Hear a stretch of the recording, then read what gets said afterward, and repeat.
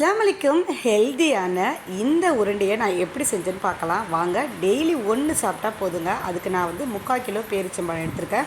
அதில் உள்ள சீட்ஸை மட்டும் எடுத்துருங்க. இப்போது 100 கிராம் அளவுக்கு பாதாம் பருப்பு, 100 கிராம் அளவுக்கு சியா சீட்ஸ் சொல்லுவாங்களா அது எடுத்துக்கோங்க. அப்புறம் சன்ஃப்ளவர் சீட்ஸும் 100 கிராமு, கருப்பு திராட்சை சீட்ஸ் உள்ளதாக பார்த்து 100 கிராம் வாங்கிக்கோங்க.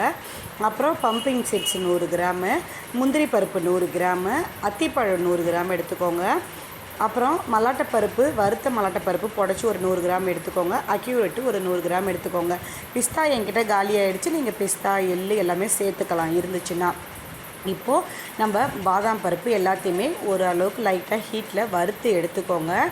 அப்போ தான் நம்ம வெளியிலே வச்சாலும் இந்த உருண்டை வீணாகாது. முந்திரி பருப்பு, பாதாம் பருப்பு, இந்த சீட்ஸ் எல்லாம் அழகாக வறுத்து எடுத்து வச்சுக்கோங்க.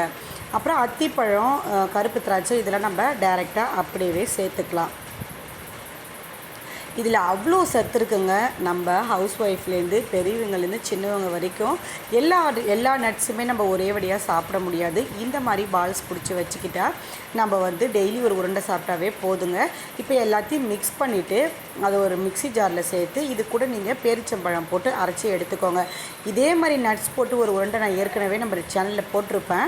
அதில் பல்ஸ் பண்ண மாதிரி நான் நட்ஸ் எல்லாம் பல்ஸ் பண்ணிவிட்டு நாட்டு சர்க்கரை போட்டு அடுப்பில் ஹீட் பண்ணிவிட்டு நான் பால் மாதிரி பிடிச்சிருப்பேன்.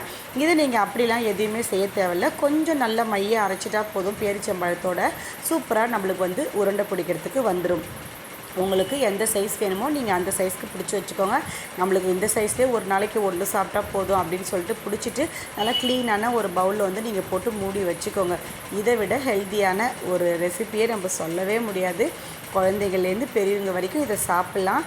இந்த மாதிரி நல்ல விஷயத்துக்கு நம்ம செலவு பண்ணுறது தப்பே இல்லை. கண்டிப்பாக ட்ரை பண்ணி பாருங்கள்.